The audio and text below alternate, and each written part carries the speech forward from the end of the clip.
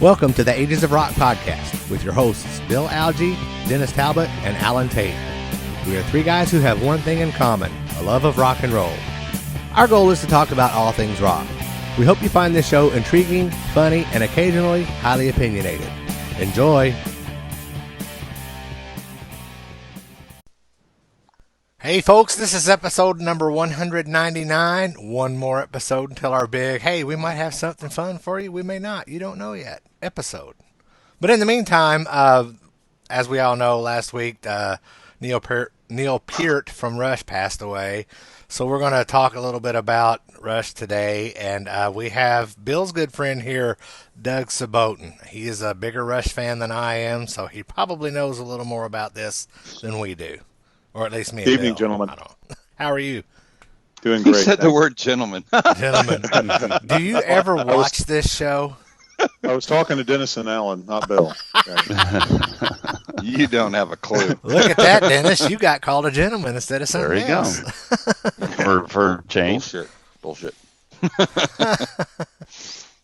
Yeah, that's how that works. Yeah, Doug and I, we've, just a little background. We've been friends since we took a little trip. Our first real experience as co-workers was on a trip to New Orleans during Mardi Gras. That pretty much bonds you for life. So let's go with that and leave it there and move forward. That's probably enough said there, Bill. Yeah. Thanks. What happens in New Orleans stays in New Orleans? Yeah, and that was that 2004? Sometime in the early 2000s, I think. Like January. It was like February Right, 2004. right. Yeah. So there you go. Anyway, and we've worked together ever since at the place we work. So there you go. Cool. The only thing I want to talk about real quickly is when I was AHRA president this year, I found this out this evening that as president, when I was giving my presentations and stuff like that, I kind of gave out some guitar picks. I had custom made guitar picks that I took, and you guys have seen them. I gave them to you guys. But I gave out one of these picks to a guy that is the publisher of a magazine. Yeah, there you go. Looks there like it is. And he's a publisher of a magazine called Ice Magazine, and they do imaging. It's an imaging conference kind of thing. And he kept my pick, and apparently he listened to the show and then contacted a guy to write an article called Off the Clock. And if you go to our Facebook page, you will find a link to the article if you want to read about it. But it's about being at work and then the stuff after hours and how the podcast got started. And it's a really cool article. And I'm not bragging about the article because I'm in it. I'm bragging because the article is really good. It does a really good job of talking about the podcast and those other two knucklehead friends of mine that we get to do this every week, which is a privilege. And it was cool. It gave me goosebumps when I read it, and it's a pretty cool thing. So and I can tell that Bill is a Gene Simmons fan because he calls us knucklehead all the time. No, and I'm proud of Bill, and like I said, and what it says about the show is really cool. But it is about Bill too. I mean, if it wasn't for Bill, we wouldn't have that article. So, congratulations, dude. It was it's really cool. Thanks. I appreciate it. Yeah, no, it is. It's cool. So anyway, you got any records? Yeah, I got one real quick. Just throw this out real quick. I did buy this from the people from the guy who does record sales on that record site or whatever it is. Or I've had the flu. You narrowed that down. No, I've had the flu this week, so just you got to bear with me. The was it the Tri-State record thing on the internet, Facebook? Anyway, you talking about the live auction thing? No, it wasn't a live auction. It was just the record people. Anyway, I don't know. Guy had it up for sale. Anyway, I got Fraley's Live Plus one. So this is actually an original one. This is not the one, the record day. But I did get a copy of that. It's very, very nice. How much did you pay for that? I paid $20 with shipping. So it is what it is. Including shipping? So, yes, including shipping. Oh, that's not bad. So I didn't think it was too bad. No. But it's for original, and it is really good shape.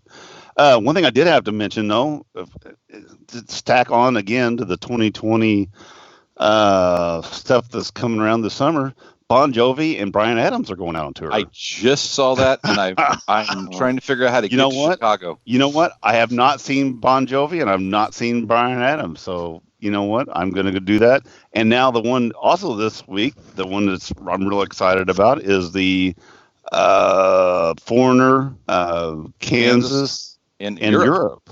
Man, I tell you what, it's going to be a bang up summer. Yeah, I've not seen Europe, so I'm really excited to you know. And there are a lot of shows coming to Ruoff this summer, and I bought that $199 season pass. You got a deal. I have already got my money's out. worth because there's Jimmy Buffett, Alanis Morissette, the Doobie Brothers, the Foreigner thing.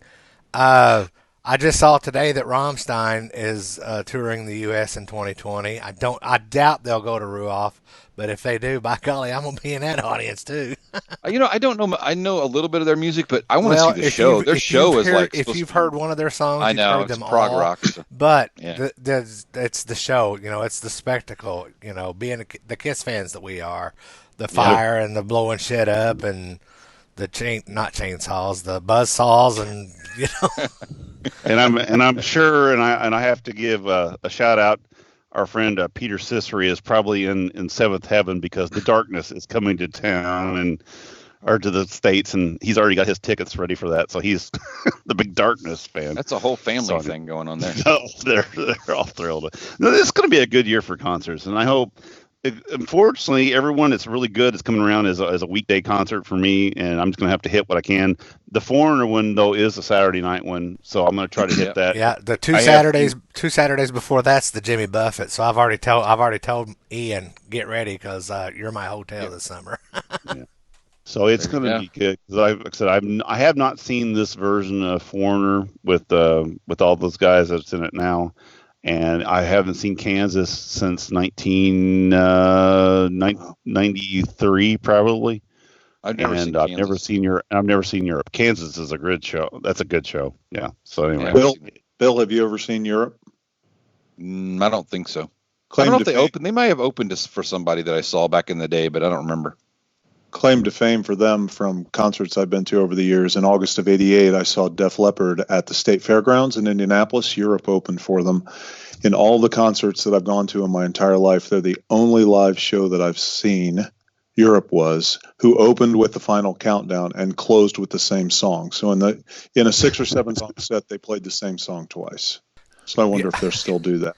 They when Quiet Riot first got their start, they had the same problem. They didn't have enough. Yeah. They didn't have enough songs, so they did Mental Health and Come On Feel the Noise twice. Wow. So I'm looking forward to that too. And there's like some band's 25th anniversary this year. Oh yeah, I saw that. Who is that? What's that? What are they called? The Pooh Haters. Oh, Foo Fighters. That's it. Yeah, I'm not even gonna talk about that till they finally come out to what they're doing. But you know it's gonna be fucking spectacular. So I'm looking forward to whatever comes out. I'm looking forward to some new music. Looking forward to a tour. I'm sure they're gonna have all kinds of cool stuff going on. So I'm sure they will. And just for you, it's the Foo Farters. The Foo Farters. we like to give them hell about the Foo Fighters. Yeah. Well, they never just because never let me down. So let's just go with that. So bet they let you down when they didn't play in Lexington. Yeah, they did. They let me down. I was like, damn. Sometimes shit happens, but I made up for that. I got to see Nashville. So yeah. Anyway. All right. What's the topic today? Well, it's not a nice one. It is a nice one. We're going to reminisce. So I have a question for you then. So do you guys think that, well, I'm assuming that Neil knew, but whenever he decided not to start playing anymore and retire, that he had brain cancer. Do you guys believe that's probably true? Yes. That's timing wise. I'm sure because somebody mentioned on the internet the other day that, okay, they said he's dealt this with the 3.5 years. And then the time that they were off, blah, blah, blah, they had, already said they were going to retire before that. I think he probably knew. I mean, this just for me, and I told you guys this the other day. If that's the fact, if he knew and they all knew this whole time when they've been going through, the ending of this thing, and then after the fact of going, we're not going to tour anymore, and fans are clamoring, when are you going to come back out? And they're like, well, we're just not going to do it again, not going to do it again. That took tremendous, everything to them guys to be able to not say nothing, to keep that personal, because Neil was such a personal person. That had to be just tough for all three of those people, the whole group, themselves. And thoughts out to all those guys, because like I said, Neil he always wanted to have his own thing, and after reading, I really didn't understand why he was such a introvert, and then after reading Ghost Rider, learning about, and this is way before the documentaries where you learn about this, but his daughter getting killed, his wife dying of cancer. He went through stuff that would basically just tear the soul out of somebody, and to continue on doing what he was doing and playing at the professional level that he was doing, and it's just amazing, and that's why he wanted, and he, being a motorcyclist too, he got into that. When the band would travel, he would carry his bike along, and from tour, or from place to place, they get in and would be riding the bus. He'd get on his motorcycle, and there was a guy that went with him, one of the roadies and stuff, that was a motorcyclist also, that went with him a lot too. But he traveled by bike from venue to venue, and that's the way he kept his head clear, And he was just he was a special person. And like I said, if this is something that they had to deal with through this whole end of the tour, plus at the end of the situation, God love them all, So that's all I got to say about that. But anyway, he left us a plethora of great stuff, a lot of great videos, a lot of great stuff. I do have one thing to say, though. These people on Facebook who have been selling these T-shirts the day after he passed away, with all this stuff about Neil Peart and all this stuff, and they've been I have been on there basically ramming those people. And it's funny, not just me, but everybody. The comments on these sections are like going, "You guys are a bunch of vultures."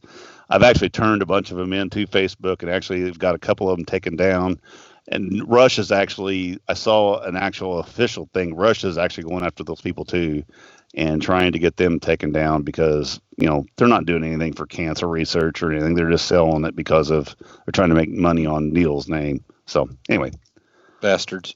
Done with that. Let's talk about Rush, how great they were, and Neil, how great he was. So I'm done complaining. I don't think you were complaining. That's a very valid thing, man. It's good that you did that. I think most people don't bother taking the time to do that. So kudos to you, man. It's just one of those things where, you can tell you're sick. Most of the time you wouldn't have done that. I've been home all day, and I'm just bitch. Everything.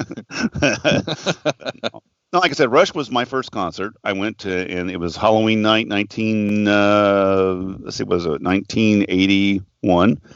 Halloween night, I went to see at Robert Stadium. I saw Rush and their Signals tour. Roy Gallagher opened.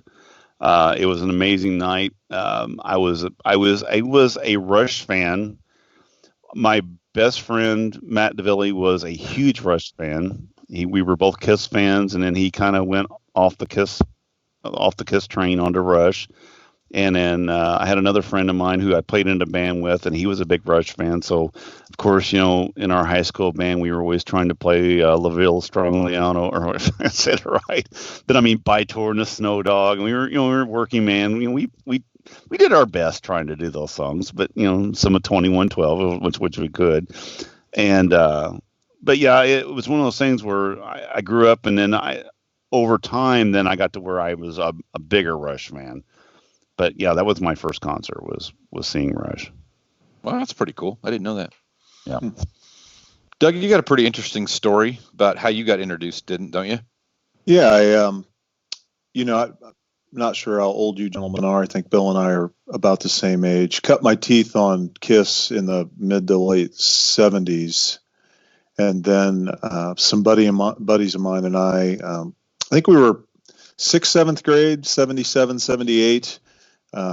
In between 6th and 7th grade, throughout the summer, we hung out. We had a band of brothers, 6, 7 of us that would hang out and try not to get into too much trouble, but we got in a little bit.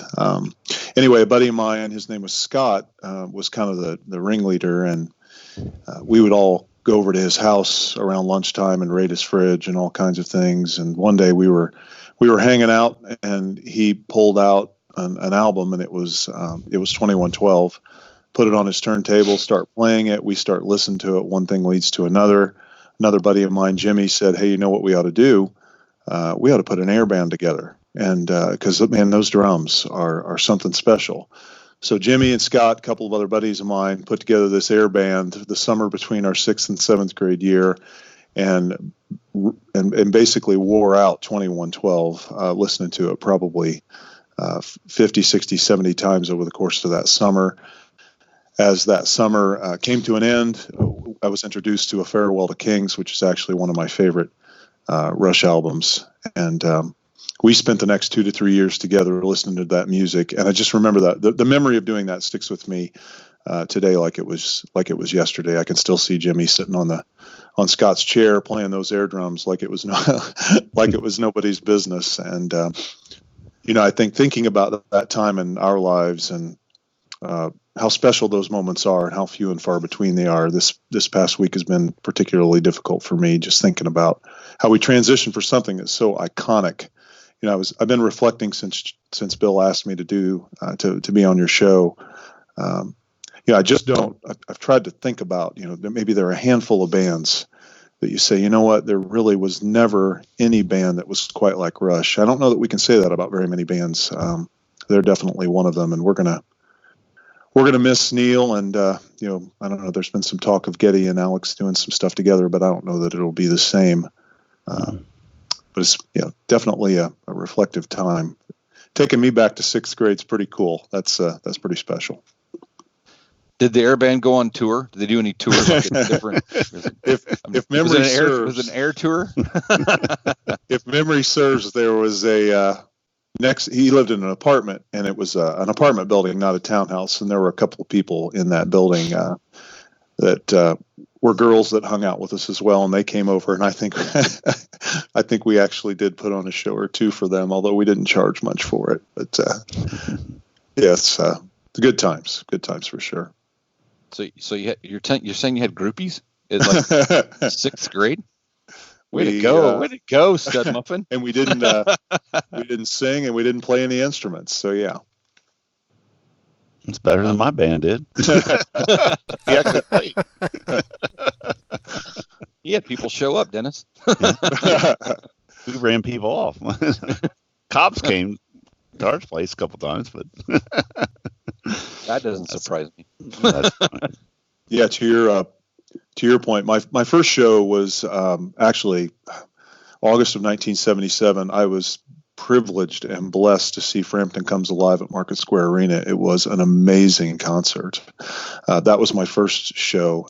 Saw a couple in between, but the one that I went to as well was the Signals Tour. It was November of 1982, right after I got my driver's license. Right. And I was hooked after that. I mean, I think it was a little older. I don't know about you guys, but you get a little older and you can appreciate some of the thoughtfulness of the music a little bit more. Subdivisions, New World Man, a couple of those songs are really, really great songs and a great album. Yeah, that was our senior year, Halloween of our senior year, and there was 5 of us who went down to that show. I think we paid like $10.50. I think. What it was. Was yours general admission? Ours was. Yeah, of course. Yeah. Back then, all that was general admission. Yeah, and, it might have been $10, maybe. Imagine that. Today, $10 doesn't even get you a beer. No, it's terrible. I remember my first concert was in 1987, and I paid $15.50 for my ticket. And my aunt had seen Kiss like 10 years or 11 years prior to that, and she was just appalled that I paid $15.50 for a ticket, because when she went, it was $7.50 for a ticket. I think when I went the first time, it was like $6.50, because it was in '78, so I think that was about what they were when I've seen other ticket stubs. I don't have mine anymore. God only knows where they're at. So I seen No, like I said, I seen them again then on the Time Machine tour in Nashville at Bridgestone, and I don't even remember what I paid for those. They were a lot more than $10.50 a ticket. So I actually got to see them twice, and that was nice on that Time Machine because you got to see they played Moving Pictures in its entirety, which that was in itself, that was an incredible thing to see. You know, there were some songs on there that I had always wanted to see play live, and that was a cool album to see played in its entirety. But that's only 2 times that I got to see them in concert. I never saw them. Did you ever see them, Alan? Either? No, I never saw. I mean, I've never been I like the singles. Right. I mean, if you go to like iTunes and you or Spotify and play the Rush list, then that list they typically play on there, that's the Rush stuff I know. Right. The Tom Sawyer, New World Man, all that kind of stuff. But I do have one Rush record. But it wasn't a band that I thought I couldn't sit and listen to their music for a long period of time and to sit and through 3 hours, because I know their shows were marathons. Sure.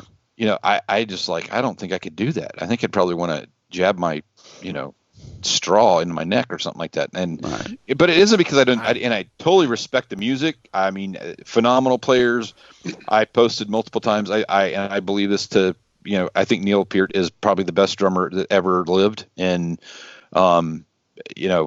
just amazing. Absolutely. So I can definitely respect the musicianship. Just the music for me, I just wasn't into it that much, but I've been listening to it the last couple of days. I listened to that Essentials thing from on iTunes, and there's some really good stuff on there. And I listened the day after Neil passed. I listened to Permanent Waves. That's the only record I have, and just phenomenal record. It's a phenomenal record. I mean, there's 6 songs on the damn thing, and it's it lasts 40 minutes, but it's a great record. So that's really my extent of Rush, because again, good stuff. I mean, I love it, but I love the single stuff. I'm just not sure I'd enjoy a whole show.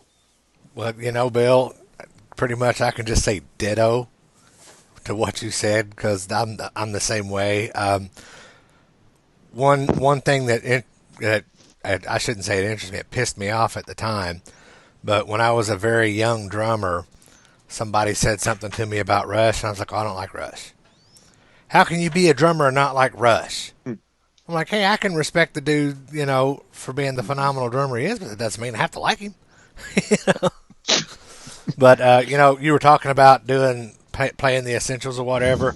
Yesterday I finally got around to going through all of the singles and stuff, because that's about all I know of Rush. And when I narrowed it down, if you include Tom Sawyer, there are 13 Rush songs that I know well enough to say I like those songs. And I was working on, I'm going to do one of my radio shows is going to be a tribute to Rush. So I'm playing my top 10 Rush songs. So I knew I was not going to put Tom Sawyer in that top 10, but I had to knock 2 more off of there. So that was kind of interesting going through that yesterday. Do you guys want to maybe list your top 3 Rush songs? Yeah, that sounds cool. Bill's I mean, we can. I don't know. Yeah, no, I got us right here, man. I didn't know we had lists going. Damn it! Well, no. Well, come on. I just popped it off the top of my head, dude. Oh, I got you. So why don't we let our esteemed guest go first? Well, I was hoping you would save the guest for last. Okay, we can do that. I will go ahead and do. No pun intended, but you guys missed that part. So.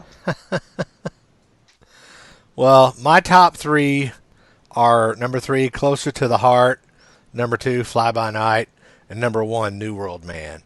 And New World Man was actually my introduction to Rush, because back in 1982, my mom and dad got me one of those compilation cassettes for my birthday, and I don't remember any of the other stuff that was on that tape except that one song.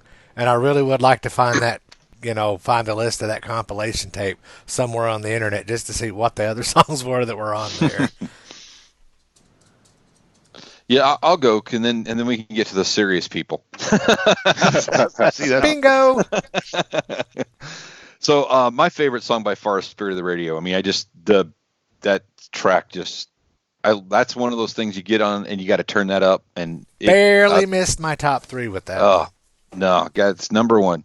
The other one is the same is "Free Will," which is off the Permanent Waves record. That's my favorite record. And then Tom Sawyer. And I know those are the singles, and those are the songs that everybody knows. But to me, those are the songs that when you hear the first note, you know, Right. first or second note, you're there and you're down there. It's not like some other songs you're like, oh, what is that? Oh, okay. But that's it for me. I mean, it's ironic. It's off 2 records, just 3 songs off 2 records. There's not a lot of space there. I don't know. Can you guys tell me? So did Tom Sawyer's on Permanent on Moving Pictures, Moving correct? Pictures, right? Yes. So how far did it come out before Spirit of the Radio? Was it a long time? 1 year. 1 year. Yeah, Permanent Waves was 80. 80. Late Moving Pictures was 81. 81. So Yeah. it was the pre. Permanent Waves was actually Spirit Radio was really one of the first radio hits that they had that was under 5 minutes. You know what I'm saying? It was an actual radio hit. And then once that hit, then Tom Sawyer was your next up that was radio edit wise. That could make it on the radio. Yeah. Yeah, and Dennis, you probably know it. Dennis, right? You probably know a lot about the history of this as well. But "Working Man" was actually the first single. It was promoted by DJ in Cleveland, and you're right. But that would have been 75 and 74. Yeah. 74. The producer said, "This was a great song, but you got to come out with something better." And they basically said, "We're going to do whatever we want." No. And then brought, 2112, "Farewell to Kings." I think "Hemispheres" maybe was in there, and then kept the Permanent Waves. And Bill, to your point, Permanent Waves, Moving Pictures, and Signals, which had subdivisions, New World, were all within 3 to 4 years. And they were all 80. Well, it was 81, 80. Well, actually, Permanent Waves is 80, Moving Pictures is 81, and Exit Stage Left was also put out in 81, and then Signals was 82. And then Grace Under Pressure come out in 84. And in 85, Power Windows came out. They lost me at Grace Under Pressure. Yeah. To be honest, I kind of checked out at that point. To be honest, I've got some of their records up through here, but honestly, I love everything Signals and down. So Grace Under Pressure is your Kiss Unmasked. Basically, it got to be, it got to be the point where the keyboards got to be way, way too much for me. I mean, Signals was, Moving Pictures started that. Signals it was still bearable. Grace Under Pressure and then Power Windows, it just got to be the point where they kind of lost my interest at that point. They got kind of buried, with all the other music coming in and everything. Like I said, I continued to be a fan and would go see them if they came around. But I know in this last, the R40 came out, this last DVD, it was a double DVD, and me and Rod listened to it, and the first half of it was all this stuff from like Clockwork Angels and Snakes and Arrows and all this stuff. And I didn't know any of these songs. I mean, we sat there for half an hour going, I looked at him and I go, "Do you know this song?" I go, "No, I don't know the song." But it was still good to watch, and we enjoyed watching it. But yeah, I like I said, I am a huge, you take me from the first Rush album all the way through Signals. I love all those albums. But once after that, it's not that I don't like those albums. I just there's a few songs here and there that I'll listen to. But that, that's it as far as that's concerned. So anyway, are we going one of my songs? Holy shit. Let's see. I would have to say I like stuff like on say like Moving Pictures. I like Camera's Eye, Witch Hunt, Vital Signs. I like the odd stuff. I've always been kind of like that. Hemispheres. I like Circumstance. Cygnus X1. I like that. Xanadu, just good Lord, any of the old stuff, just throw it out there. Yeah, for me, I was kind of anticipating you guys would maybe ask top 3, top 5. Right. I'm a little bit more of a Rush freak than maybe the three of you. I kind of followed them through the 80s a little more, and especially into the early 90s. I was going through a tough time in my life, and Roll the Bones was came out in 91, and I think they may have had a couple of hits off of that album. So what I did, yeah, if it's okay with you guys, I had 2 to 3 per decade. So 70s, 80s, 90s, and then after the 2000s. Fire so them 70s, off. Sure. 70s, I go off 2112. The song "Twilight Zone" is a really, really, and I'm more of an obscure Rush than the mainstream stuff as well. "Farewell to Kings," the title track off that album, "A Farewell to Kings." Not only is one of my favorites, but in my opinion, Alex's best guitar solo is about 3 minutes into that song. So if you want to mark right down, if you want to hear just a wicked guitar solo as it relates to a Rush song, "A Farewell to Kings" is one to listen to for sure. "Cinderella Man," love that song. And then, Bill, to your point, "Spirit of the Radio," "Free Will" from Permanent Waves. "Spirit of the Radio" also claimed to fame. For those of you who YouTube out there, and if you guys haven't seen this already, they did an intro where they were doing a parody on themselves. They're in a sausage restaurant, and they're all dressed up like different characters. And Dennis, I don't know, maybe you've seen that. Yeah, before. I've seen it. Bill Allen, you've got to look that up and watch that, because it's really hilarious. It's a Spirit Spirit of the time Radio. machine. It's a time machine, isn't it? Where they have the time machine. Yeah. Time Machine. Yeah, That's it. But the song is "Spirit of the Radio" that they're making a parody on, and it's pretty good. Into the 80s again, off Moving Pictures. I love if you got a convertible or a sports car and you're driving 60, 70, 75 miles on the interstate at night, you got to put on Red Barchetta. That is a classic song, and really a great song to drive to. Off Signals, "New World Man," and "Subdivision." And then moving into the 90s, off the Roll the Bones, I love the song "Ghost of a Chance." It's really, the harmonics on Alex's guitar are amazing, really paying attention to that kind of stuff. And then I'm with you, Dennis, into the 2000s, I got kind of lost. But a couple songs to mark that you would want to listen to if you haven't heard before. One of them is really, actually both of them are pretty strong. I would consider them rock songs. One of them is called "A Far Cry" from Snakes and Arrows, and the other one is called "Caravan" off Clockwork Angels. Oh, so those would be I do have Clockwork. I had bought Clockwork Angels for some reason. I had got it, and I remember that song. Caravan. Those are great songs. Yeah, great songs. Yeah, I agree. Good deal. Yeah, actually, Caravan was one of those ones. Whenever it first came out, I was like, "Yes, they're back. They're back." They're back. And I bought this album, and it was kind of like, okay, they're not. It's a good song, but it was a good start. It got me to buy the album, though. You know what I'm saying? And but yeah, every once in a while they threw out a good one like that. But no, it's kind of funny how bands do that, right? Do you think it's because they just get so in their head and they just have this direction that they want to go down this path, and they just lose their shit, and there's nobody standing around telling them? Well, there probably are. There probably are people standing around telling them, this is not what you normally do, and it's not going to work. And they go, I don't give a shit. This is what I want to do, and I'm making this record, and we're going to put it out because we have a contract, and that's the record. Well, I can see that. Well, I think Kiss did that. I think a lot of bands do that. It's just amazing how far off the reservation they get. And then, so not being a Rush fan, the question, did they get back on the reservation, or is it on a record, or did they not get back on the reservation until they started going back and playing all of 2112 or all of at shows? Is that when it kind of got back together? I mean, I don't know what the right word is, but live wise, they've always been. I mean, they'll go back and play the hits and stuff. They're ones that don't go back and play their hits. But as far as their new material to come out, they never really come back out and got that stuff again. I know if you watch a lot of their documentaries and stuff, I mean, Geddy was big originally on the keyboard stuff. And Alex, well, he said he's flat out said in all these interviews and on these DVDs that it's like at that time I was pissed because he didn't want all these keyboards. He wanted that.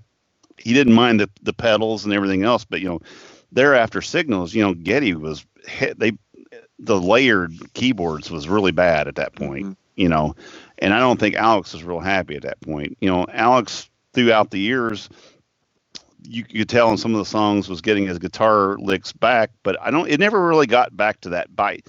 But there again, they've never been a guitar driven band. It's a weird, Rush is a weird band to try to peg down. They're not a hard rock band. They've never been a hard rock band. And so did they get back to what they, you get back to your question, Bill, did they get back to what they were? No, but they never was a rock band in the very beginning. They were always something different. So, and they kind of moved through time and changed through time. But one thing that they didn't forget is when they do their concerts, they do play the old stuff mixed in with the newer stuff. And, and I think over the years, as time they got to the point toward the end, they knew what people wanted to hear. They weren't stupid. They were playing more of the older stuff, throwing some of the better stuff that they played through the years, kind of salted in there. So Doug, when did you see them last then? Did you see them on the last tour? No, it would have been with Dennis, the Time Machine tour. I saw them in Chicago. There's an amphitheater right by Soldier Field, and I don't know what the name of it is. But they played moving pictures from start to finish. That was the last time I saw them. I've seen them 5 times, 3 of those 5 times in the last 15 years. And every time you've seen them, it's an evening with Rush. So it's a 3 to 3.5 hour show, and you just realize that unless you are a diehard, buy every album, listen to every song on every album, half of the stuff you're not really going to know very well, and that's just what they do. To your point about the reservation, to me, I don't know that they cared a whole lot about what other people thought. They just did what they felt like they wanted to do, and it resonated with a lot of people. And it's interesting to see them evolve over I don't know how many years. Well, 40, right? Through R40. So I'm glad that they had that last tour though on DVD. I had a friend of mine who got to see that, and he said it was really neat to watch them. They had the big everything going on, all the amps and all this stuff, and then they just kept moving smaller and smaller and smaller down to that last song, and then they're down to like what they were in the gym. They had like the 2 little amps and the little bitty amp, the drum set, and he said it was a really neat way that the concert ended like that. And if you get a chance to see the DVD, that's kind of the way that ends also. And but anyway, no, it's one of those things where it's and thank God, go out on top, be done with it, leave the people with great memories of playing at your best, and that's what they did. Some other bands should probably take note of that. or individual artists. Artists. There you go. Yeah. So I've seen Beyond the Lighted Stage, which I was amazed. I mean, I really was. I mean, it just because I like that. I kind of dig that stuff, the autobiographical kind of things and the documentaries. That to me is really cool. But I was amazed even watching that. I mean, so I am a Rush fan. I'm just not like off the charts. Mm-hmm. I wouldn't, because Doug and I talked about it, I think, about maybe going to that show, and I'm like, dude, I'm not sitting there for 3.5 hours. I know like an hour's worth of music, and after that, I'm like, oh, what the hell's going on? But I can appreciate, like I said, people that do like it, and I can appreciate the musicianship for sure. So interesting. I saw this thing. I was looking for it, so I wasn't like totally ignoring you guys. There's a video of these guys called Andy and Alex. It's on YouTube, and supposedly it's their first time reaction. And you've seen those videos? I saw that yesterday. Yeah. That these two young guys listening to the Spirit of the Radio for the first time. And it's just their reaction is just, I assume it was the first time, who knows, but it's really cool. And it really, to me, I watched it and I was like, I was excited watching it. I was like, waiting for the reaction, knowing the next notes that were coming and stuff like that. And it's really cool. So if you get a chance to check it out, it's The Spirit of the Radio. It's called it's by Andy and Alex. So it's just them getting to hear Rush for the first time. So yeah, it's pretty I saw that. I kind of find it hard to believe that nobody's heard that, but I mean, I guess maybe, who knows? Bad parenting. I guess that's true. That could be true. But yeah, I did watch good parenting and bad parenting. That's bad parenting. If you haven't at least heard that song, it's bad parenting. Yeah, no kidding. Doug's poor kids have heard all of them. Well, yeah, it's interesting that you would say that, because one of my bucket lists, I have a son who's 26 and a son who's now 16, and I really wanted him to experience, both of them to experience Rush, and was waiting till my youngest son, got old enough to what I believe was appreciated, instead of just seeing it as a 3.5 hour. And unfortunately, they stopped touring, and we never got a chance to do that. So, yeah, if you get a chance to go to shows like what we're talking about earlier, Bon Jovi, or you got to do it. You got to go. Do it. Yep. Because you never know. Yeah, we've done that the hard way with Tom Petty. Yeah, we did. Yeah. I was like, oh, he's retiring. That's no big deal. Oh no, he's retiring and he's going to die within the next 6 weeks. So that didn't work out. That didn't work out at all. That's the reason I went to see Ozzy that summer. Yeah. That next summer, I was like, Ozzy's coming. I'm going, because that dude is going to. Well, him or Keith Richards, one of the two. I don't know. They're both going to last forever. Apparently, alcohol and drugs works. It's good. It's a good preservation tool. Yes. At least at some point. But yeah. So what else you got? Anything else about Rush? Myself? No, right. Just sad. And like I said, we're going to continue to listen. And I just got a copy of 2112 here a couple weeks ago, so I'm putting it on here. All right, I got a question for you then. Mm-hmm. If our listeners or watchers had to buy one Rush record, what should they buy? They can only buy one. Buy one? Rush Greatest Hits from 1975. Oh, that's not bullshit. No. Next to Stage Left. There we go. If you had to buy one, I would only one. I would say Moving Pictures. That's a pretty fair. I mean, that's a great album all the way through, and it's not too highly technical. It's not too way deep like some of the earliest stuff. It's perfect. It's right in the middle. It's kind of I don't know. I would say Moving Pictures. Yeah, I'm with Dennis. I think thinking about that. I think they had 19. Is it, Dennis, that right? 19 studio albums? Or probably, yeah. I don't know. Yeah. But the earlier stuff, I mean, they're going to get put up in the Xanadu and all that stuff like that. Moving Pictures is more of a lyrically wise. It's fairly even toned. The music's great. It's shorter songs. You don't have that 25-minute songs going on. I think Moving Pictures is a good introduction to Rush. Yeah, and if you like that, then go deeper.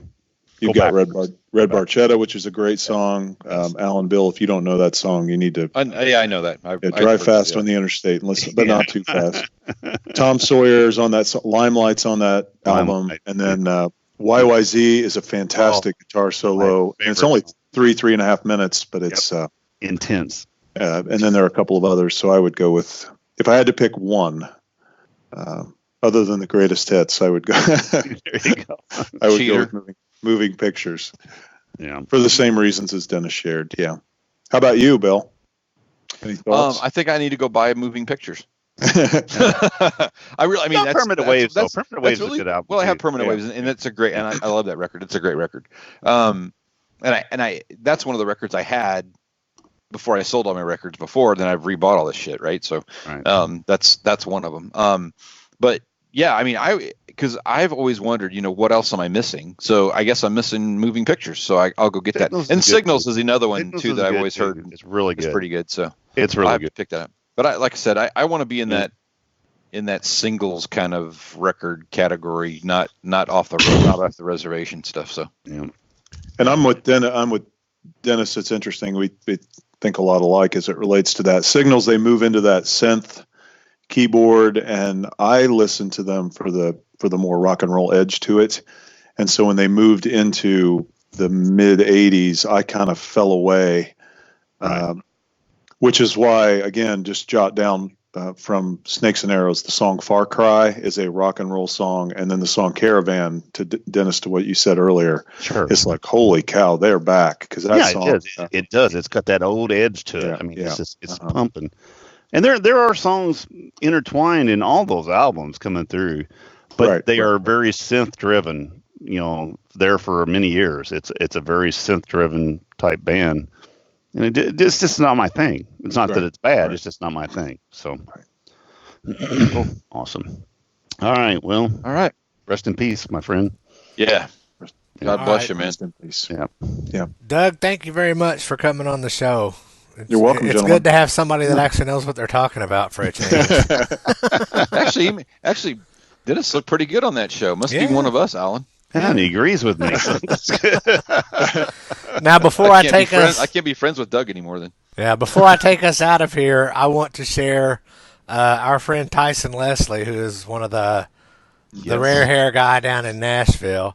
He shared a meme on Facebook about Neil Peart that absolutely cracked me up, and I think everybody can appreciate this, and the entire Rush family can appreciate this.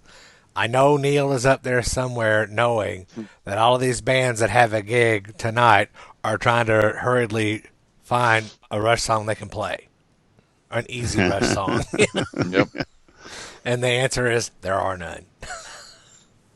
Well, I went to Hairbanger's Ball Saturday night, and they played before Hairbanger's Ball came out. They played 3 Rush songs. So they definitely. I mean, Hairbanger's Ball didn't play 3 Rush songs. They played 3 through the PA, but they were definitely showing some respect to that, and I thought that was pretty cool. Can I give out one more shout too, please? Yep. Okay, so Tyler Warren, who has played with the Residency, we've seen him, and we see him in Indianapolis sing some Kiss tunes. He actually is a percussionist for Queen also. He has done, if you go onto the internet and just put his name in along with Permanent Waves, he has re-recorded the entire album of Permanent Waves. He did the vocals, the bass, the guitar, and the drums, and it has it split screen, 4 screens showing him playing all 4 things, the whole album. And it is the most incredible thing I've ever seen in my life. So if you're a Rush fan and you like that album, I know you've got it built, check that thing out and just sit and watch it. The dude is fucking incredible. I mean, it's a good tribute to Rush. So for all of them. So anyway, all right, I'm done. All right, then. Y'all know what to do. Visit agesofrock.com. Check out our social media and Stitcher radio links and all of that good stuff. Till next time, peace out, folks. See you.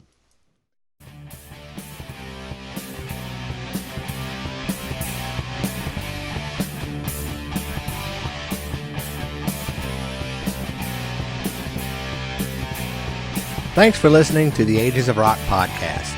If you haven't done so already, be sure to subscribe to our YouTube channel, like us on Facebook, and most importantly, tell all your friends. Remember, you're never too old to rock. Until the next episode, peace out, folks.